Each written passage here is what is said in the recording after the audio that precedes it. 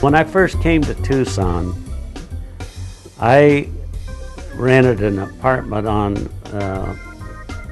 or a little casita on Campbell Avenue north of the River Road. And in that area I lived for a while, and I met a lady there whom I later married. And we married in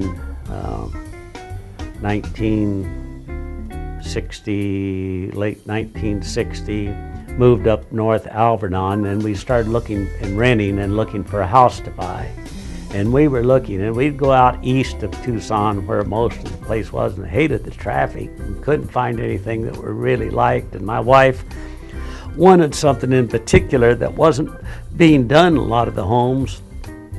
At that time, they were putting like the washing machine and stuff right as almost part of the kitchen. And she didn't like that. She wanted a separate laundry room.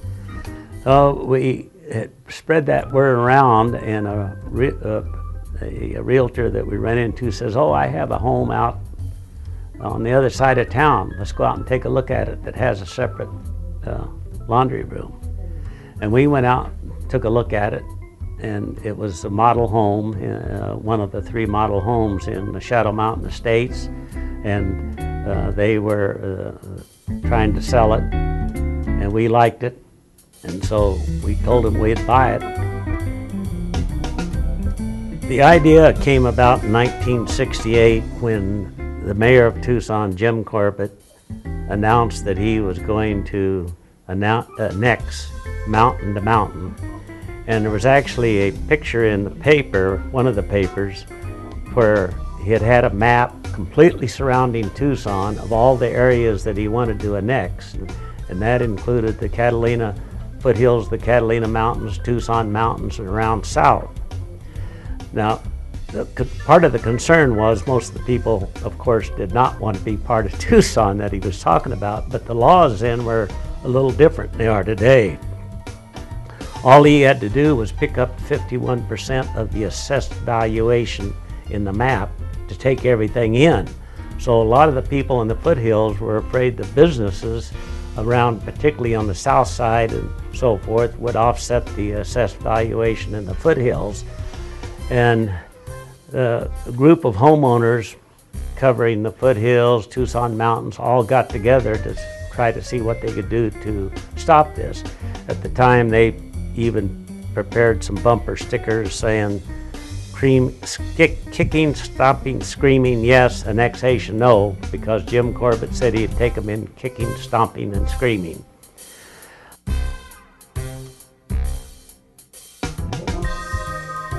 In our area, I happened to be at that time of the Shadow Mountain Homeowners Association, and my wife worked for an attorney that lived in Flecha Caída of the Catalina foothills. Attorney Ellsworth Triplett started studying the laws about incorporation, and he asked my wife Margie to let me get in touch with him, which I did, and he said in looking at the laws and studying around Tucson, he thought we were probably the only area that could even consider incorporating. And we had to be further than 6 miles from the city of Tucson, and we had to have common interest and goals, and it wasn't essential that we had a shopping center or anything, because we were modeling ourselves out of Paradise Valley, which went clear to the state Supreme Court to get incorporated, and they didn't have the businesses and so forth that some of the people thought we should have. So I talked to our homeowners association board members about it, and they said, let's go for it. So I got together with Professor Newland at the university, who taught surveying at the university, and I used to teach surveying at the University of Colorado before I came down here to teach in the civil engineering department. We got together and decided to see what that 6-mile limit would look like. So we established the 6-mile limit, and even had to get to a point where we had to swing an arc of a circle, and we missed that 6-mile limit by 2 feet. In other words, we went 6-mile limit plus 2 feet. We were 2 feet further in one spot. Then I went ahead and drew up meets and bounds description covering Shadow Mountain Estates East, Linda Vista Citrus Tracts, half of Campobello Estates, and Oro Valley Country Club. And at first, I included Highlands Trailer Park. Then we saw what we had. We counted the people. We had to have at least 500 people or bodies. Now, it didn't have to be adults, anybody, men, women, and children living in the area to consider incorporating. And I counted the people, and I think it was 791 bodies that I came up with. So we said we had enough people, we had common goals and interests, and we were further than 6 miles, so we had something we could go with. I contacted Oro Valley Country Club Estates at the time, and the president of the Oro Valley Country Club Estates, I believe it was Bob Daly, at the time was working with Pima County to get their roads paved. And Pima County was working on that, so he did not want to jeopardize that situation, having their streets paved and so forth down there. So just had to sit quiet for some time, and until it was 2 years later when Steve Engel became president of the Oro Valley Homeowners Association. I talked to Steve about it, and he was all for the idea. So we continued looking into it, talking to more people, and of course in that 2 years the area grew a little bit. There was a little bit larger population. I talked to Highlands. They could not get 51% of the people to go for the idea, so we took them off of the map. Our first map, we decided that we'd call it the town of Palo Verde. We had a list of about 10 names, and we decided to call it the town of Palo Verde. Considering the town of Palo Verde, it later on did show that there was a Palo Verde nuclear plant in Palo Verde west of Phoenix, so we were going to have to change it. But I happened to run into a gentleman called Jack Spalding, and I met him up at a filling station. In fact, the people at the filling station suggested to me, I asked them if they knew him, and said, oh yes, this was up here at the corner of Ina and Oracle at the mobile station, Ike's mobile station. And they said, oh yes, we know Jack Spalding. He says, he might be a little rough, you might want to be careful, but he said he's sitting right out there in the car. So I went out and talked to him and got along with him great. And then he liked the idea of incorporating. And it was probably a few weeks later he suggested to me, says, if you really want to get the people in Oro Valley Country Club along behind it, call it the town of Oro Valley. I said, okay, that's fine. But us and all of our people was fine by. And I'm glad that we did decide that. It's been a name that I think we can all be proud of. Yeah, I think part of our hesitance first is that, well, we can't call it Oro Valley Country Club. We didn't really have their permission, or the town of Oro Valley. But after it came out apparent that they liked that idea, then it was well received. The things that probably really drove us into continuing with the incorporation after we talked over the idea is that we wanted to control our own destiny. Our police protection was not too good, not because necessarily speaking against the Pima County Sheriff's Department. They were spread too thin. They just could not start to cover the areas. So we thought that if we could gain control of our area, then the things that we decided out in our way would be decided by the people living out there. Because we would often go down to planning and zoning or the board of supervisors to have something to say it was affecting us, and they seemed like they cared less whether we were there. There was just rarely any response to anything we had to say. So those were the things that really got us going. After we had decided that we could incorporate, we decided to make the move. We knew that the city of Tucson and Pima County were both against us, and the newspapers were against us. The Tucson Citizen and the Tucson Daily Star, they all spoke against the idea of another incorporated town At that time, there was only 2 incorporated towns in Pima County, City of Tucson and South Tucson. City of Tucson had South Tucson surrounded. So we knew that they didn't want us to exist. And so when we decided to follow through in the incorporation, we decided to circulate petitions. We circulated the petitions Friday, Saturday, Sunday, and turned them in on Monday so the City of Tucson wouldn't have time to annex anything and put us within the 6-mile limit. I think that the City of Tucson felt that they, one, would start losing money. They wanted to control the whole valley, have it under one government, and I think those were some of the driving forces. They did not want, and it was often said, they did not want us to become like Phoenix with a lot of satellite cities around it.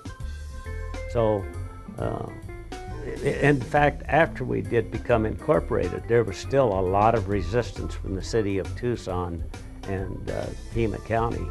In fact, when we filed the petitions, of course, the Board of Supervisors, even though the law says if we meet the criteria, they shall incorporate you, they did not. They said no, and then they gave excuses like, well, you can't buy a loaf of bread or a cup of coffee in Oro Valley.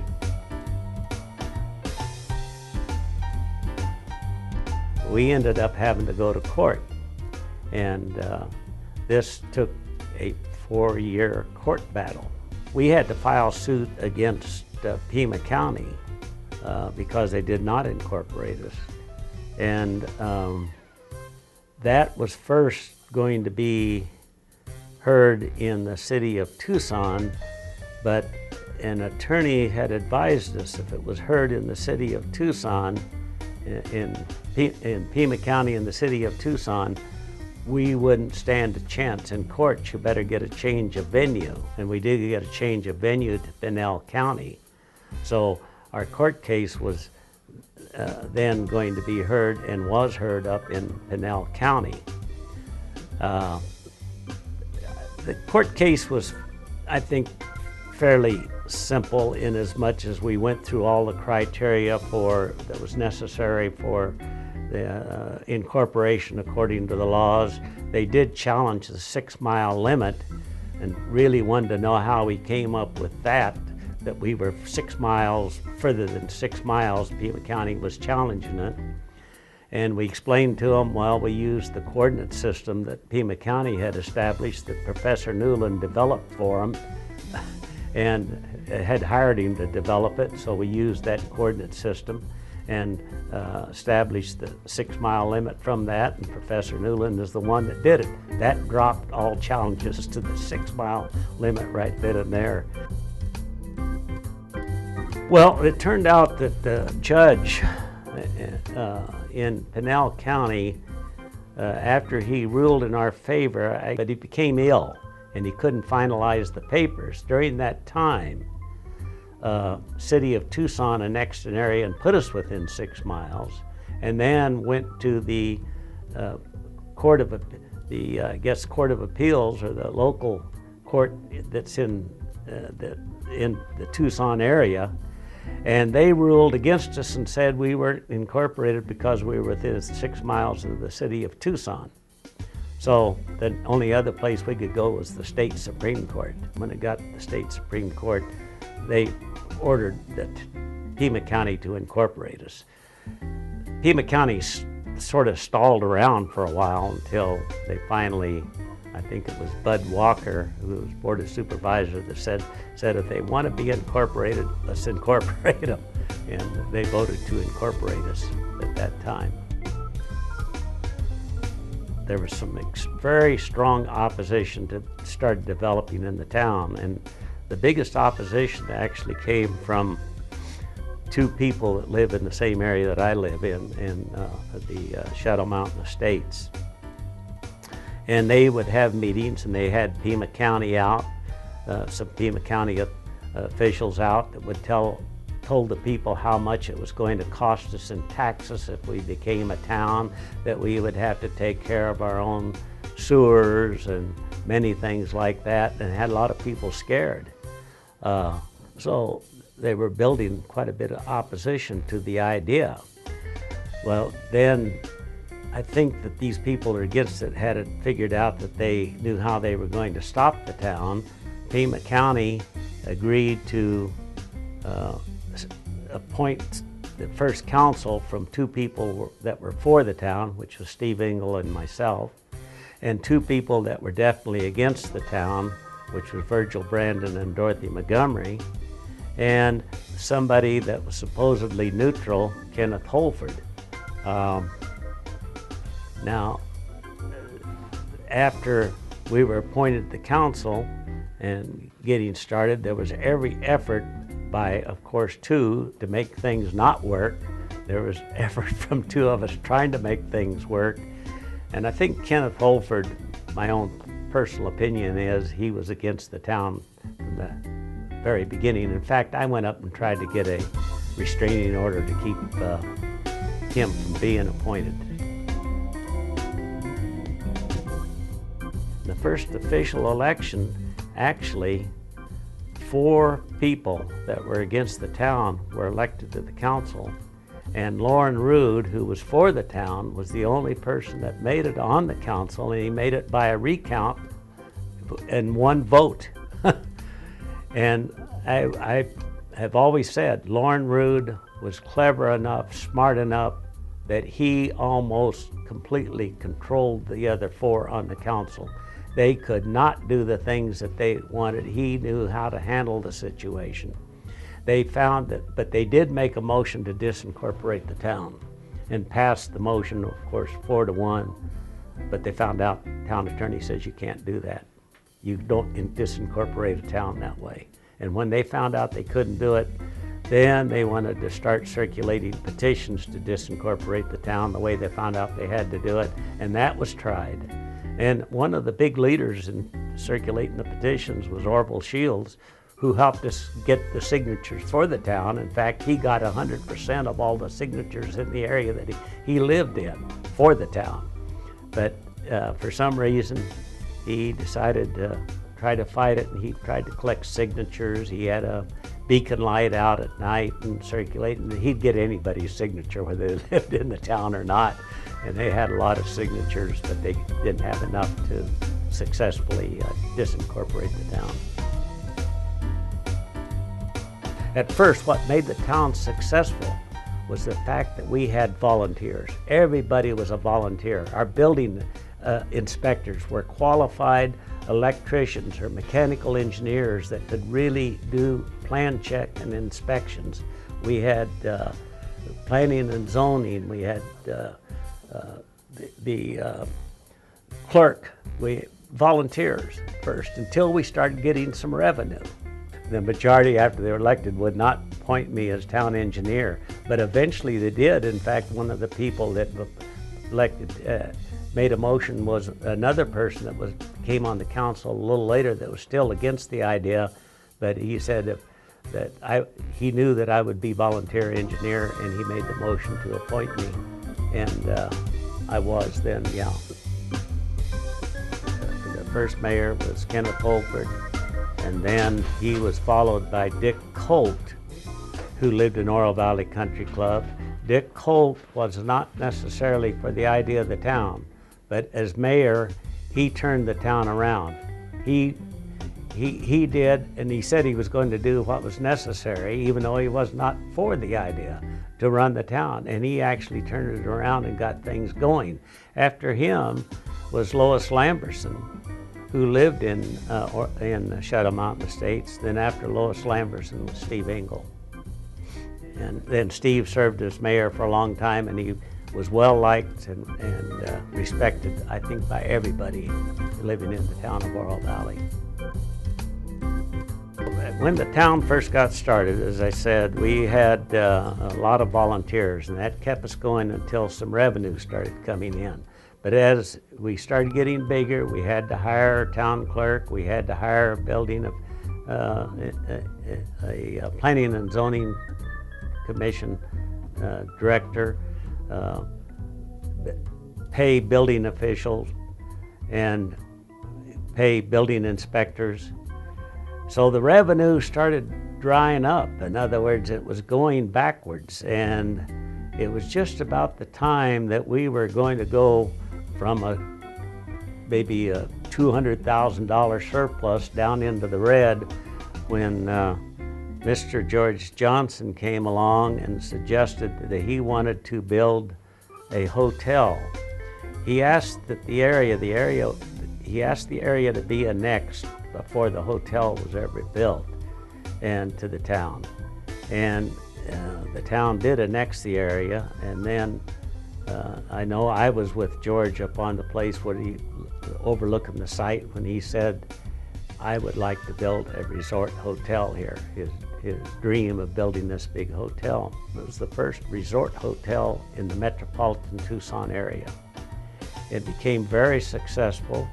It also turned the financial picture of the town around because of the building permit fees coming in and all the casitas and other developments that followed it. The building became, in the town, really started to move, and more homes and everything were being done. And the town then started becoming well-heeled and financially sound. Today, that resort's name is the Hilton El Conquistador. But it was all done in a way that our engineers, the firms that we hired, stayed on top of it. We paid them extra. We charged the developer, the builder, an extra plan check fee percentage to cover those costs, which he was fully agreeable to, so that they build it fast. And we actually opened that hotel 11 months from the day we broke ground.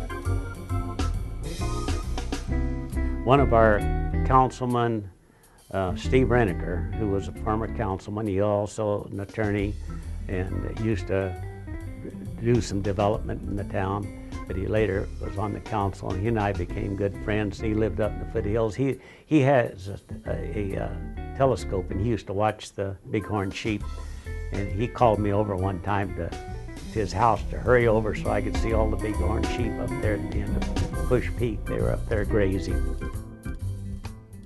Well, the park was built by Pima County, and it was built just before, I believe within a year or so before we became a town. It was named Dennis Weaver Park, who was one of the Board of Supervisors, Pima County Board of Supervisors, that said no to our incorporation that cost us a 4-year court battle. A lot of the citizens, newer citizens, thought it was Dennis Weaver, the actor, that it was named after. And they were surprised. They had asked me about it, and I'd say, no, it was a Board of Supervisor. It was, I know, I had always said, and we always said, if the county always tried to get us to take over the park when we couldn't afford it, and when a very small percentage of the people living in Oro Valley were the ones using the park. And it came later on as Oro Valley grew and more percentage of the people were using the park, that the town did agree, and I think rightfully so, to take it over. I'd probably always said it should be called Oro Valley Park, not Dennis Weaver, because Dennis Weaver was not a name that we really enjoyed, considering the battle that he caused us. It was the council's decision to name it after me, and it's an honor, but I didn't ask them to do it. Oro Valley's gotten certainly a lot larger. It used to be driving out this way, there was hardly any traffic, and I was always glad to have that little traffic when I came back from the university. Now the traffic is quite heavy at times, but I really expected it. And I think the town's doing a lot to handle that. I like the way the town's grown. I think that, to me, the Hilton El Conquistador was one big asset for the town. I think that the hospital, Northwest Hospital, is another big asset for the town. And I think these things are going to keep the town growing, developing, bringing in more business and so forth, to make it and try to keep it the town that the people like. I think the one thing about Oro Valley that I've always liked is the people that live in it seem to really like it. One time we were rated the safest town in the country. That we have good police protection. We have controllable planning and zoning and development, and that it is a town that people can come to, and hopefully eventually they will be able to enjoy all the various things that they might like in the form of arts, recreation, and other facilities. And then the other thing I'd say, if you have a dream of something that needs to be done and feels should be done, do it.